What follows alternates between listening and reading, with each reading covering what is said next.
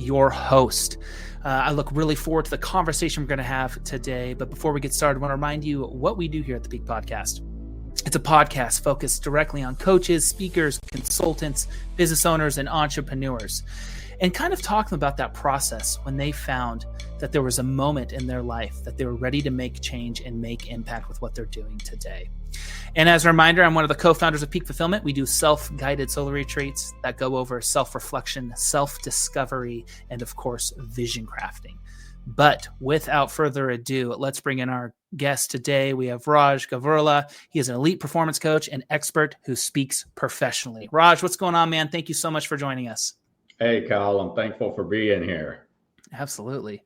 So before I get started, I like a little bit of an icebreaker if you're cool with that. Yeah, sure. Awesome. Now, today, if there was 3 people from history you could sit down and have dinner with, who would that be?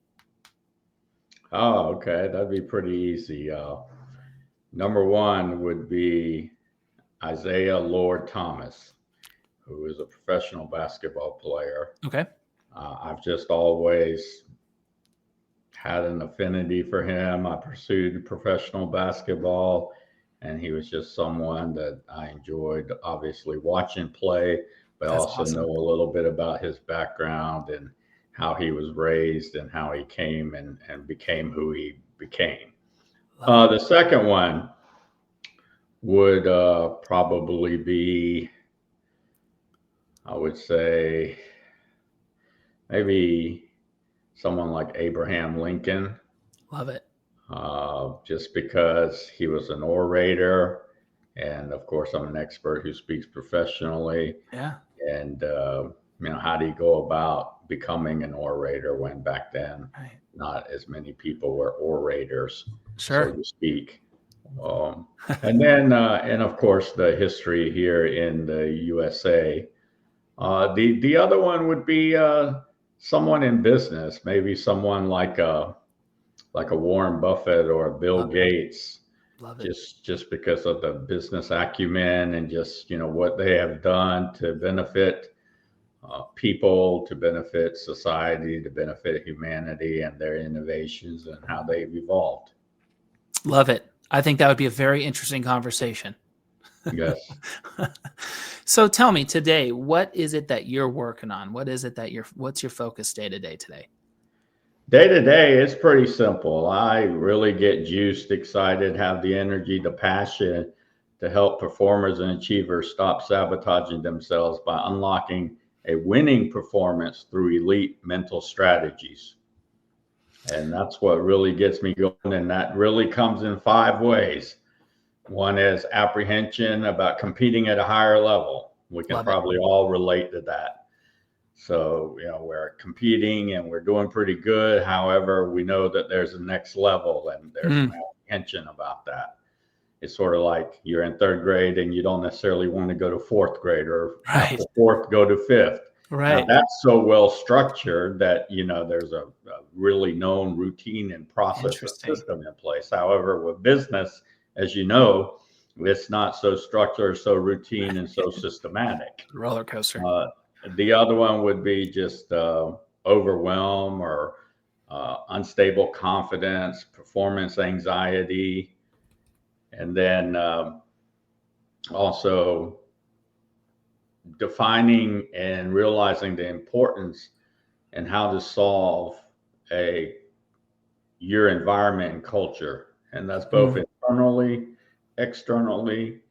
And that leadership in that is very essential, because without that, and there may be some people in your lives or relationships that are causing strain on that. And so how do we solve that?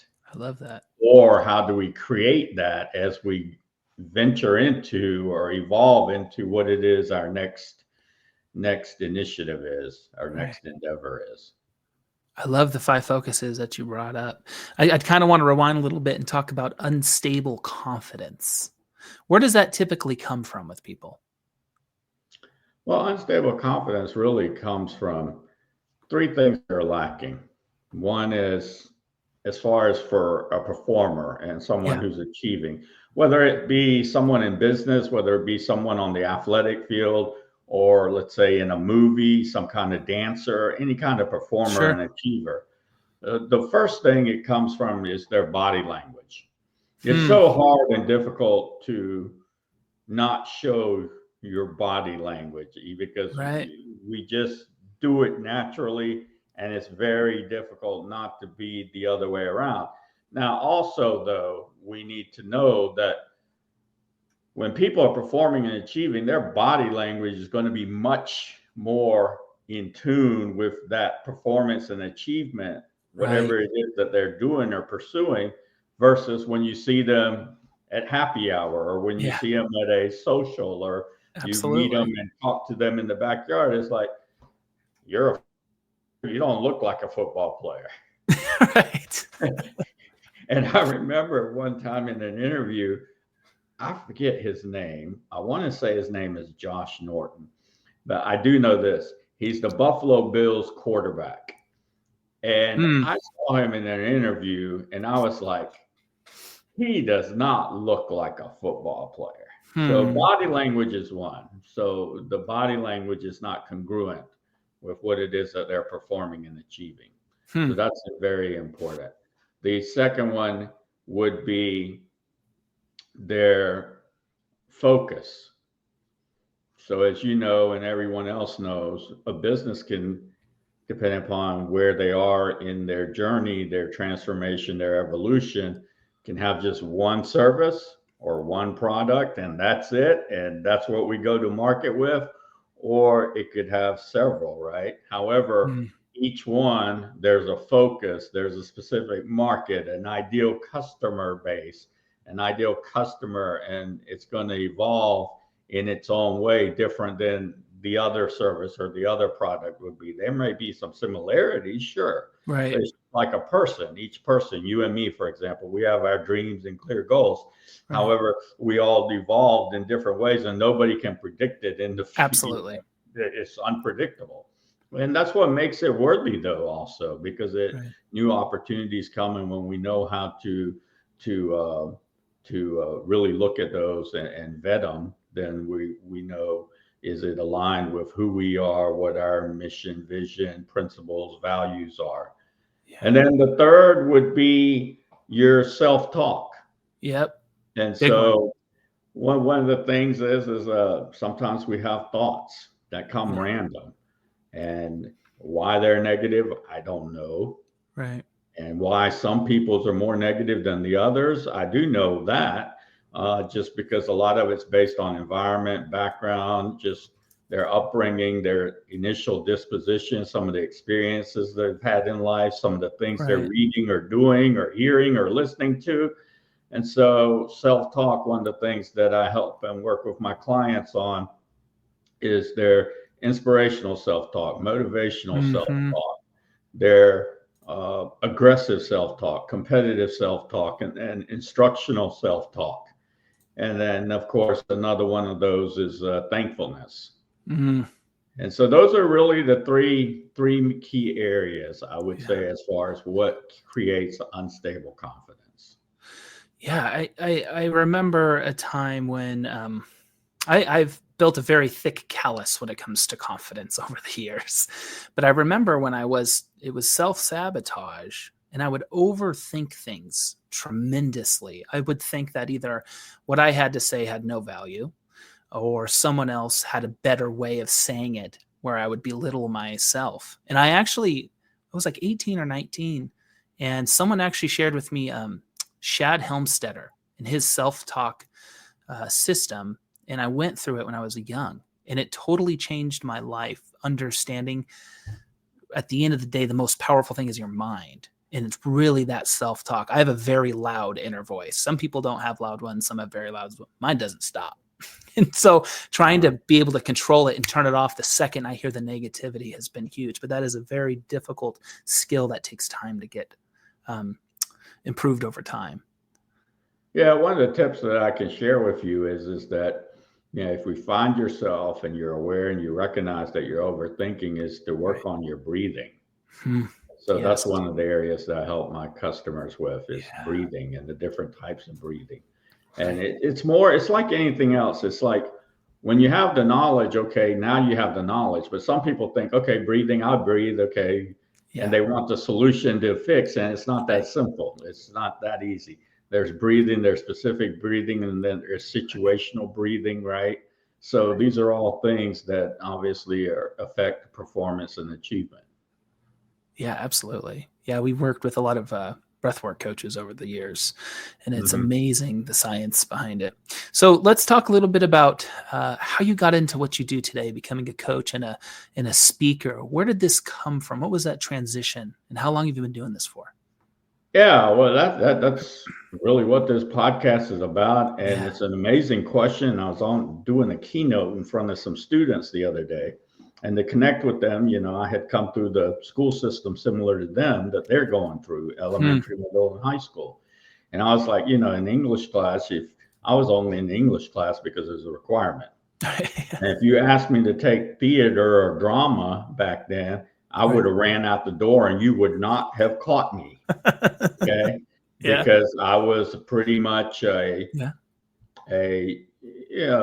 somewhat of I got along with people very well, adapted very well. However, I was pretty quiet. I wouldn't be what you would call the theater type one to go and stand in front of a group and enjoy it. Absolutely. However, I felt, and so therefore I did what I at that time was the perfect solution for me, and I went and became an electrical engineer. Yeah. Hey. Worked in that field for years. I had a career in there.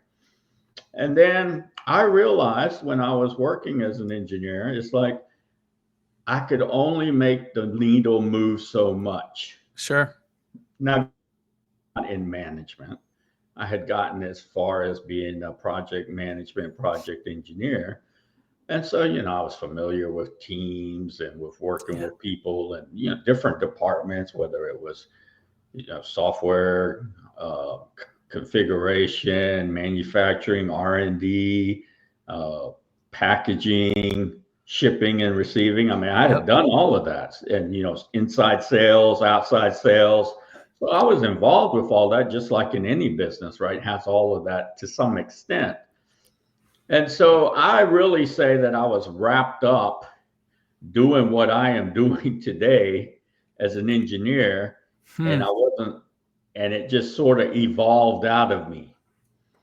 And it evolved out of me because I saw people wanting to move the needle. However, we weren't given the voice to move the needle. Right.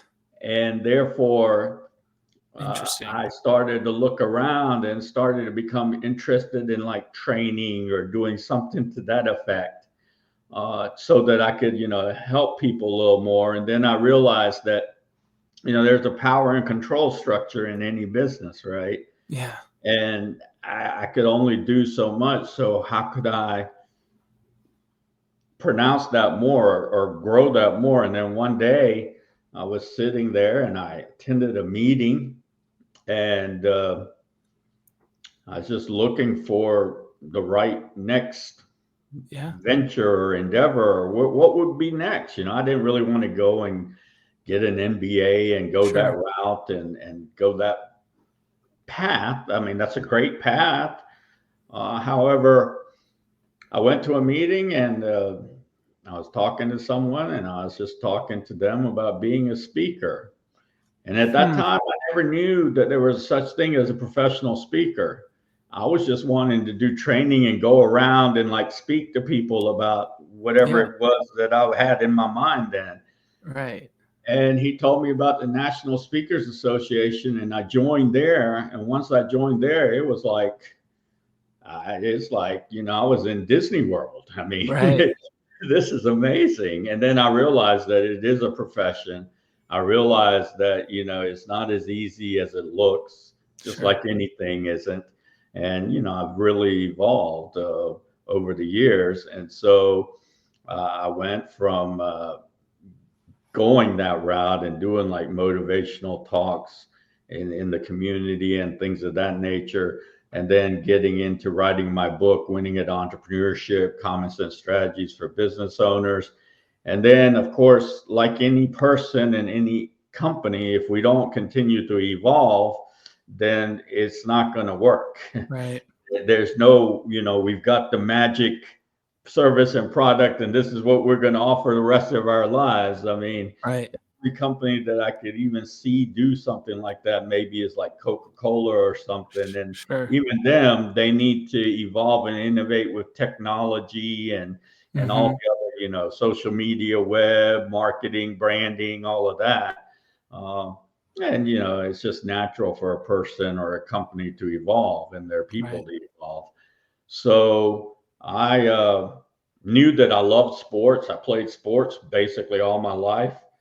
And that's when I added this component of being an elite mental performance mastery coach to help coaches and players and Mm. owners. And so that's where that came in. And then it just sort of evolved from that. That's awesome. I love hearing how it was just a natural becoming into your life. That's so cool. And it kind of seeks you rather than you seeking it. Uh, Yeah, I and really, it's like a lot of things, Kyle. It's like if I have my 2020 vision now and I look back, I can connect the dots, right. right? It wasn't, so I tell some people now who aren't familiar with, let's say, entrepreneurship or innovation, and Yeah. they're not like you, where you've been involved with several companies or Sure. started or founded a company, and so they're like, how can that be like engineering? And I'm like, it doesn't really matter what it is that you do in your life, as long as you're doing something that's contributing to society. It will benefit you in whatever venture or adventure or endeavor that you pursue, your dreams, your clear goals. It will benefit you tremendously. I mean, you could have been a painter or an Right. artist. You could have been a school teacher. I mean, it Yeah. all has some kind of link like this. Yeah. And when you find that congruency, see, Um, it doesn't do this, it right. actually does this, and it Oh, man, flows. I love that. Yeah. And then you start to reflect on, you look at all the dots from the past that connect, and then you think about how you're at a dot right now. And eventually that's going to connect to the future. That'll really get you going. Yeah. Uh, So, Raj, as we kind of wrap things up, I usually ask our guests, what's one thing that you would like our listeners to either reflect on, or maybe it's an actionable tip that you have for them, or something you want them to walk away with from this conversation? Well, it's something that happened to me today. It's an epiphany, and we can call it an epiphany, maybe heightened awareness or super consciousness, or it could be just recognizing it and stuff and realizing that, we're talking about self sabotaging, right? We're Mm-hmm. talking about, sometimes we think it's supposed to be hard, it's supposed to be Right. extremely hard. Right. And there are moments, and I can go back and look, and this is something for each one of you to keep in mind, okay? Whether it's in your family life, extended family, friends, whether it's in your business, your job, your work, your Sure. hobbies, whatever it may be, there are those defining moments Yes. where something comes to you and says, okay, Yes. you can either be this way, and because you don't want to be the larger or bigger person, you're going to let it keep you from advancing and Right. pursuing and actually, you know, Yes. being The synergy. congruent with someone or something, or you can actually implement that, Yeah. okay, and actually be congruent, advance. And so that occurred to me today because I have every right in the world to be upset at someone. However, I know that that's not going to solve the situation. What does solve the situation is to use the skills that I have learned and Yeah. I've implemented, and I'm a master host for another organization on this, how to be in control of your emotions and feelings at all times. Because if Mm. we're not that, then it's going to be very difficult. And Right. sure enough, that epiphany came to me, and I was like, okay, I'm at a crossroads or a defining moment. I know I could go this way and I could easily justify doing it. However, I can also justify doing it this way, which is the best way because there's much greater in the relationship will blossom. So I Love chose that. that one and decided to go that way. And I'm Love that. sure that all your listeners out there, they will have many of those moments. And when Yeah. they do come and that clarity is there, Yep. please make the best decision, because that's going to determine whether something is going to be very, very hard, extremely hard, or just end, or whether it will continue to blossom. I love that. I talk about defining moments all the time and how powerful those are, especially in times of reflection. They're more powerful in times of reflection, seeing where that defining moment took you. So Raj, if people want to connect with you, is there a website? Is it LinkedIn? What's the best place to get in touch with you? Yeah, it's pretty simple. The best way to contact me is rajgavurla.com, which is my website. Fill out the brief form and we can have a conversation there. We'll get back to you as soon as we can. However, for those who just want to learn more, don't really know who I am, besides right here is the first time you've been introduced to me, you can go on buzzsprout.com, and I have a Performers and Achievers Daily podcast with Raj Gavurla. So that's there for you. And then also you can go to my YouTube channel. Okay. You subscribe on my YouTube channel and check out all my videos. There's, I don't know how many there are. And that's another way, of course. And then, of course, you can go and on my website and order one of my books. Awesome. Well, Raj, thank you so much for joining me on the podcast. It was a phenomenal conversation. I look forward to the future with you. I appreciate it, Kyle. Enjoy your day. You too. Raj brought it. That was an awesome conversation.